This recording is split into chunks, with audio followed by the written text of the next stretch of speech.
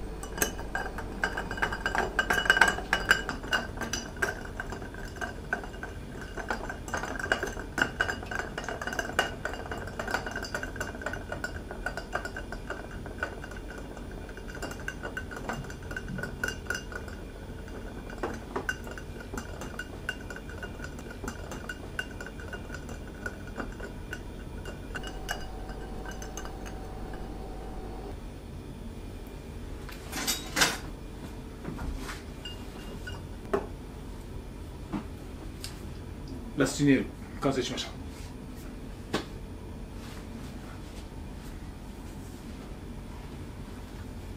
このカクテルは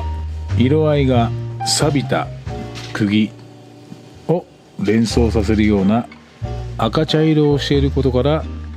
ラスティーネールと名付けられました。またラスティーネールはイギリスの俗語で古めかしいものという意味を持っており、そちらを由来とする説もありますが、いずれにしてもその色合いから名付けられました。材料で使用するスコットランド産のハーブ系リキュールドランブイとの相性が良いことから、ウイスキーにはスコッチウイスキーを使用することが多いです。色合いは錆びた釘のようでありながら、その大人な味わいは一切錆びつかない甘くほろ苦い複雑な味わいの一杯をぜひお試しください。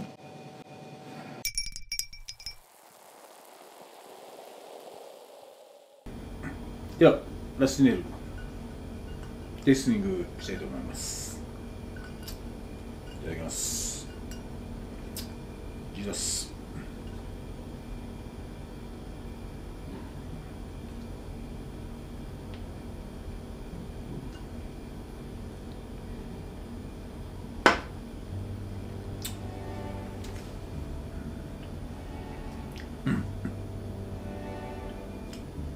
甘いスコッチウイスキーをロックで飲んでいるような、カクテルといえばカクテル、ウイスキーといえばウイスキー、シェーキングするカクテルとはまたちょっと違うオンザロックスタイルのカクテルで、こういうカクテルの作り方、ビルドもうグラスに直接作って氷を回して材料を冷やし混ぜる、そういうカクテルですけどこのカクテルはまあ本当に唯一無二みたいな、このやっぱドランブイを使うっていうことによってウイスキーとピタッと合わせていく、お互いこう強いリキュールとウイスキーを使って作るカクテルなんですけど、まあなんとなくこう飲んでみたいなっていうカクテルよりはちょっとウイスキーなんか飲んだ後に最後締めで、ただやっぱり非常に弱くはない。俺にしたら物語を感じる一杯っていうか、歴史を感じる一杯っていうか、ハードボイルドな感じのカクテルですね。そんな一杯です。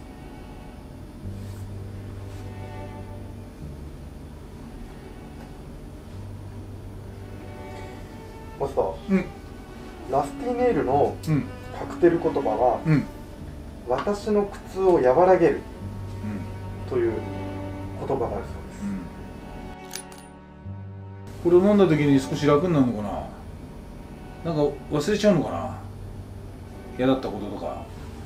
私の苦痛を和らげる、俺はもうこれを飲むのが苦痛だね。強すぎてそんなカクテルじゃないでもなんか、そうだね、なんか一瞬こうなんか嫌なことを忘れちゃうかもしれないぐらいの強さで、そのぐらい飲みやすい。多分女性でも2杯ぐらい飲むつもりで1杯ウイスキーロックで飲んで、じゃあその後ちょっとすいませんラスティーネルをでキュッと飲んだらスッとこう、もしかしたらこう気持ち的に楽になるような一杯かもしれないな。俺が苦しかったのはさ、小学校のちょうど4年生か5年生ぐらいだったんだけどさ、海で溺れたんだよね。あの時めちゃくちゃ苦しかったね。岩場で泳いでてさ、高波にさらわれたんだよね。その時は本当に死ぬかと思ったんだけど、知ってるおじさんに助けられてさ、そのおじさんに下からこうガッと持ち上げられて岩場に叩きつけられたんだけどさ、どっちにしろ苦しかったんだよねそのぐらいから苦しかった俺はもう苦しいって思わないのかな。苦しさも楽しみみたいなところがどっかあるっていうか、なんかちょっとなんだろうな、頑張ろうみたいなさ、苦しいから頑張んなきゃいけないわけじゃん、人って。頑張るから苦しいんじゃなくて、苦しいから頑張ろうみたいなの多分みんなあるんじゃないのかな。でもなんかちょっと哲学チックな感じのことはあんま俺言いたくないんだけど、でも苦しさを和らげるとか、なんかわからないではないけどさ、でもみんな苦しいから、っていうのの前提で考えたら、みんなに飲んでほしいね。今こそみんなこれをラスティーネールを飲めみたいな、そんな時代がやってきたんじゃないかな。ラスティーネールの時代がやってきたんじゃないか、今こそっていう感じのカクテルかな